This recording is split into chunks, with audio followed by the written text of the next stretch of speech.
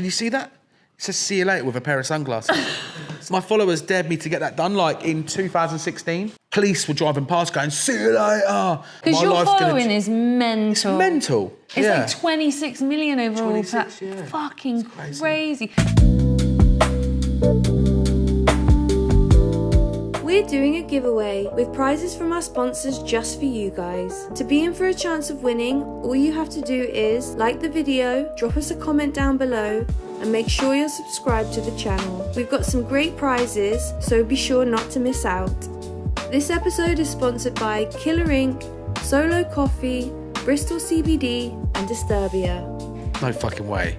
Well, that's as much as it hurts. Well, there might be the odd one that feels a bit painful because like the nerves and stuff. Oh, it is a little bit tingly, yeah. Oh yeah, you've heard that one. I love the fact that we already have like a 3 degrees of separation with Meg. Your yes. My tattooist. Yeah, your tattooist and my client. That's madness. It's so cool. But yeah, shout out Meg. Shout out to Meg. Come on. Her name's Oh Shut Up Meg. Yes, and everyone should check her out. Check her out. Amazing tattoo artist. She's made me feel confident again with like my body. And I had like these full sleeves of like the 90s tribal and stuff.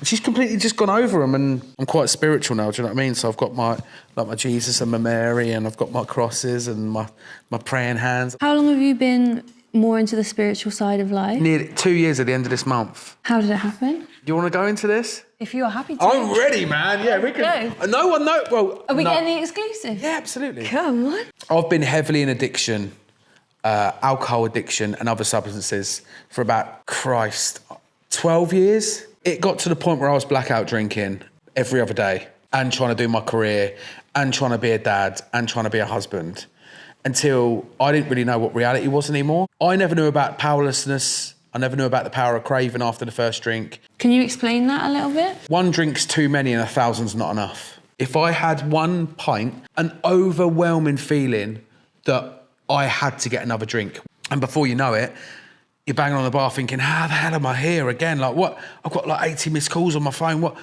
I'm blacking out. Like I don't know where I am, and walking around London trying to get coke at fucking 2 a.m. Like it was, then the lies started happening because I started wanting that life more than my normal life, because that life was easier than my normal life. I wanted to be this husband. I wanted to be this dad, but I didn't know how to be, because I was so full of fear and so full of kind of like stress from my day of trying to be this funny guy and cover all this stuff up, hiding the way I was really truly feeling.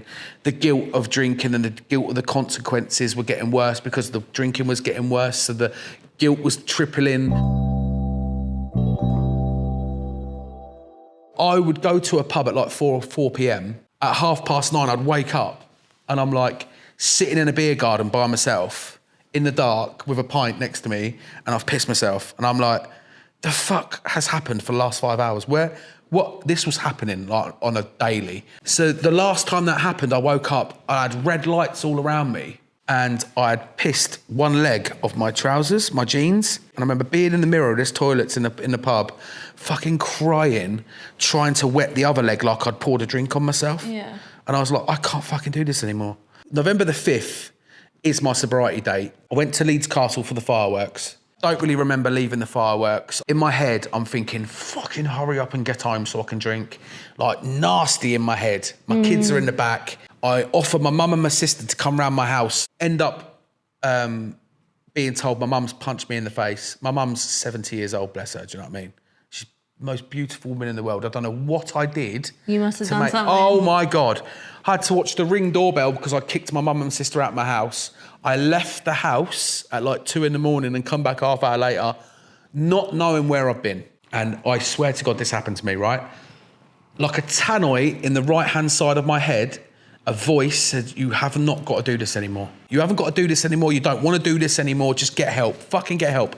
I've done addiction therapy, addiction counselling. I've even done hypnotherapy. My wife kicking me out has never stopped me drinking. Drink driving's never stopped me drinking. Meeting the meetings, losing money. Nothing's ever stopped me drinking, but a voice in my head did.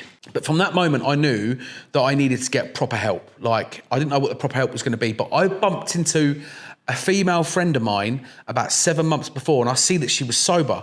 This girl was drinking vodka to leave the house. She was that bad. She said, Arron, you need to go to AA, Alcoholics Anonymous, Go this Wednesday, there's a meeting. I went to that meeting on a Wednesday, I've never had a drink since.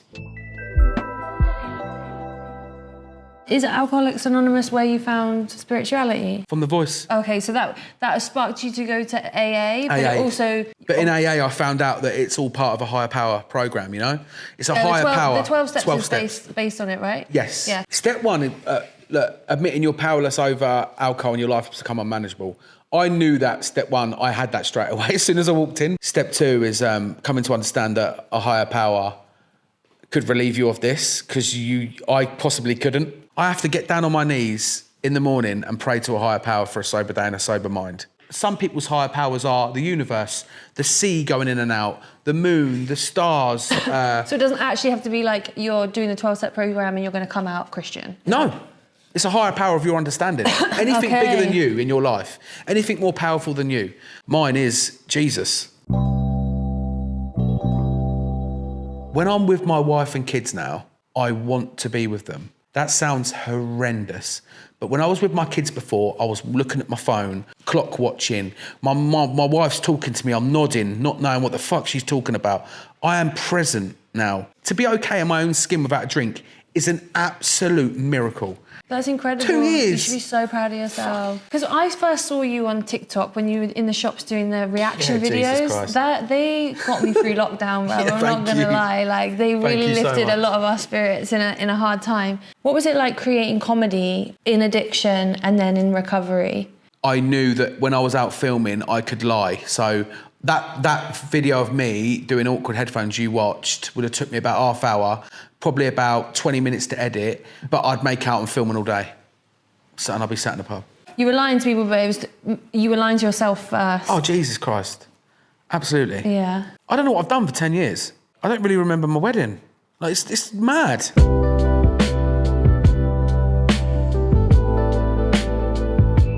Can you see that? It says see you later with a pair of sunglasses. My followers dared me to get that done, like, in 2016. That's when I knew I could do this full time. People would come up to me in the streets, like, police were driving past going, see you later. And I was like, oh my God, my life's gonna... Because your following is mental. It's mental. It's like 26 million overall. 26, yeah. Fucking crazy. Mine is a fucking baby following compared to yours. Just having, like, you know, 500,000 people at the end of my phone is a weird concept to think about sometimes. But like, so strange. When you're up into the fucking 26 million, that's crazy. It's kind of the same feeling as what you've got. It's exactly the same. Like, it was the same feeling as when I had 10,000.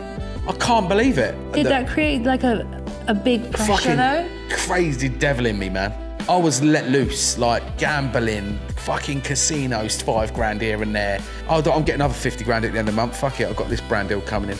I wasn't horrible, but in the back of my mind, I'd look down at people and go, ooh, I reckon I've done like 400 grand being stupid. When I started doing this and when I first got that 5 grand, like my 5 grand brand, when I saw 5 grand in my bank, I was like, I've won the fucking lottery. That's what it felt like.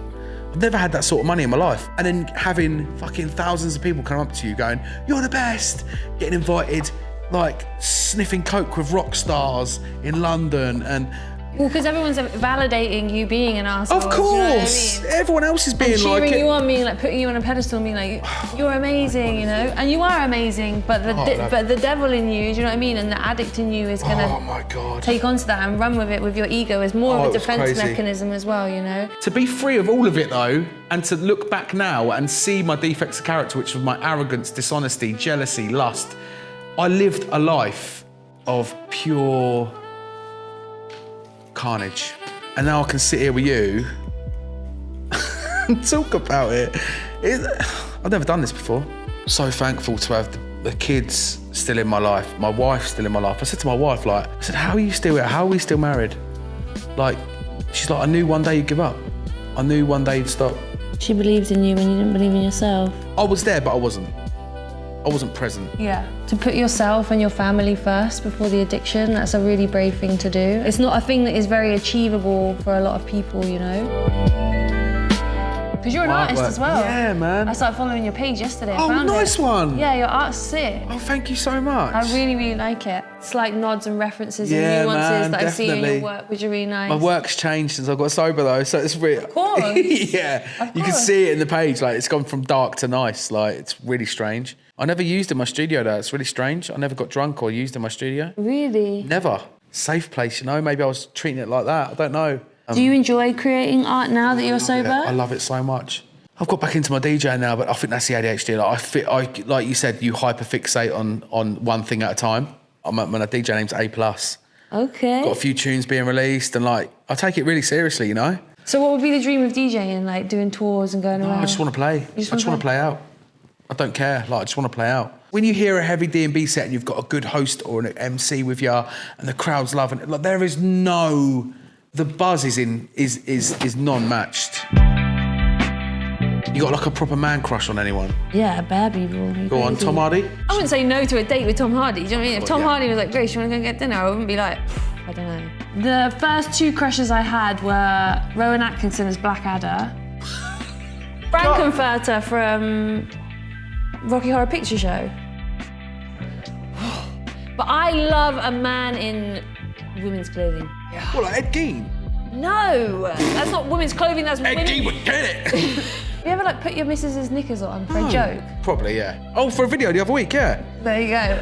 Yeah, sorry. The polka dot one's on my new one. Yeah, they're hers. I get a kick out of like my partner wearing like my clothes. And Well, obviously you can't fit it all in the front. No, that's why it's great. I love that. Well, the spillage, come on, we love the spillage. Your ball is hanging out, darling, but I like it. Yes, because it's funny. And it's It is. sexy. And, I don't know about the sexiness. Yeah, It's like a bit of gammon all tied up in the string and that. Holly Willoughby's mine, man. Holly Willoughby. Oh, Jesus. What a stunning bird. And who was the old weather... Oh, mate, I used to knock one out to this... I shouldn't say that. Sorry.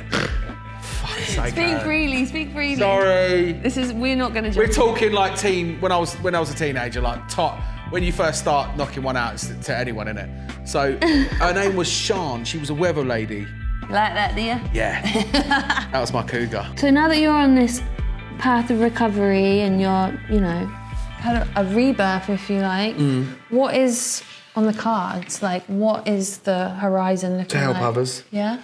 Is that your main goal? That's my main goal. You bring a lot of joy to people, and I think a lot of times we end up doom scrolling because we're trying to... Get them dopamine hits. Exactly. And you help with that, but you help with it in a really positive way. I hope rather so, than, yeah. you know, well, yeah, because there's a lot of shit online nowadays. Oh, you know fuck, what I mean? can't stand it. So you already are helping people massively just by being yourself, sharing your story. I'm sure there's going to be loads of people that watch this, and just with you being so open and vulnerable about your life, your recovery. And they can always reach out to me. Do you think being a spokesperson for recovery... I'm not a spokesperson yet, I don't think. But do you feel like you're on the path to do that? Mate, yeah. I'd like to be. My dream would be to open a community centre, a really big one, in my hometown. In Dover? Yeah, where we could have every sort of recovery meeting in there, AA, GA, NACA, with online people to help and face-to-face people to help there 24/7 as well. So are these hand-poke tattoos, all right, they're the original way tattoos were done? Every culture that has some kind of tattoo history probably had some... I've seen the ones that go... some form of hand tattooing. So whether it's like Polynesian tattooing and Maori tattooing, they use like, it kind of looks like a rake or like a broom, a mini broom, and they tap the top of it and the needle bangs down. Then you have Japan, they have tabori, where they have like a long stick and they tattoo like this. Thailand, they have sakyant and they tattoo like that. In school and stuff, I'd get the sewing needle and the thread, and I'd be tattooing the boys in the changing rooms and shit like that, you know? Yeah, cool, man. Loved all of that. So it was definitely something that I tried as a kid, just, you know, thinking that I was punk and cool. Fucking hell, Grace. I'm not gonna be able to fit through the fucking door You're size of my unreal. head. No, you are actually unreal. Oh, babe, thank you. It's ridiculous. I really appreciate you saying that. Makes me feel really good. I can't believe that's on my leg. Look at it! Coming close up this bad boy. Thank you so much. Oh! I appreciate you. Very talented lady. Thank you. Well, I appreciate your compliments, and I also appreciate your vulnerability and openness, because it's really beautiful chat. Oh, cool, man. I hope someone gets something from it, that's all. I know a lot of people will get a lot out of this interview, Cool, so thank you.